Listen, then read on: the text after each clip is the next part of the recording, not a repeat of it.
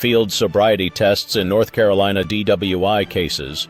Insights into field sobriety tests, FSTs, during North Carolina DWI arrests. If you've been stopped for suspected DWI, an officer may request that you complete field sobriety tests. These evaluations help officers determine if there is sufficient evidence for a DWI arrest. However, many drivers are unaware that these tests are not compulsory. Often, when administered, they may yield unreliable results. At the Olsinski Law Firm, PLLC, we consistently challenge field sobriety test outcomes to defend clients against unjust DWI charges. What are field sobriety tests? Field sobriety tests, FSTs, consist of psychophysical assessments, indicating a person's ability to balance mental focus with physical coordination. The National Highway Traffic Safety Administration, NHTSA, endorses 3 standardized evaluations known as the Standardized Field Sobriety Test, SFST, Battery. 1. Horizontal Gaze Nystagmus, HGN. 2. Walk and Turn, WAE. 3. One-Leg Stand, OLS. These assessments were developed based on laboratory studies aimed at detecting signs of impairment, particularly from alcohol. However, accuracy is largely contingent on proper execution and interpretation, and officers often err in real-world situations, leading to incorrect conclusions. The 3 standardized field sobriety tests. 1. Horizontal Gaze Nystagmus, HGN. This eye test is familiar to many drivers. You will be asked to follow an object like a pen with your eyes while keeping your head still. The officer seeks nystagmus, which is an involuntary eye jerking exacerbated by alcohol influence. 3 clues are assessed in each eye: lack of smooth pursuit, distinct nystagmus at maximum deviation, onset of nystagmus before 45 degrees. If 4 or more indicators are present, NHTSA research suggests your back may be 0.08 or above. Nevertheless, medical conditions, fatigue, and medications can also trigger eye jerking. Furthermore, poor lighting, rapid object movement, or untrained officers can invalidate the results. Walk and Turn, WAT. This test measures balance, focus, and following directions.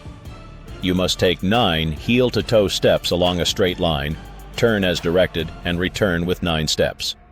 The officer looks for signs like difficulty balancing while receiving instructions, starting prematurely, missing heel-to-toe contact, stepping off the line, using arms for stability, incorrect turn or step count. If the officer notes 2 or more indicators, they might deem you impaired. Again, this test's reliability often hinges on external conditions. Hence, uneven ground, unsuitable footwear, anxiety, or weather can lead sober individuals to fail. So, One-Leg Stand, OLS. This assessment requires you to balance on 1 foot about 6 inches off the ground, while counting aloud until instructed to stop, usually after about 30 seconds. Officers monitor for swaying during balance, using arms for assistance, hopping or lowering the foot.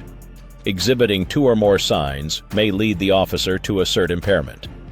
Still, various factors such as age, weight, injuries, and nerves can complicate results for sober individuals. How officers use FSTs to establish probable cause. Field sobriety tests serve as a component of the pre-arrest screening during a DWI investigation. If enough clues are observed, an officer may feel justified in arresting you for DWI. They may then administer a breath or blood test under North Carolina's Implied Consent Law, Chart 20:16.2. The credibility of that probable cause is dependent on whether tests were conducted correctly. The NHTSA specifies that deviations from standardized procedures can compromise a test's validity. Therefore, tests must follow a systematic, standardized process. Officers need proper training and certification. The environment must be safe, flat, and well lit.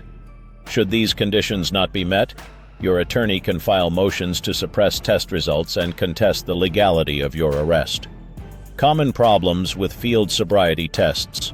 At the Olszynski Law Firm, we frequently observe issues related to the administration of field sobriety tests, including misguided instructions or demonstrations, environmental distractions such as traffic, noise, and flashing lights, medical or physical constraints overlooked by the officer, non-standard tests like reciting the alphabet or finger-to-nose activities, officer bias or subjective performance evaluations.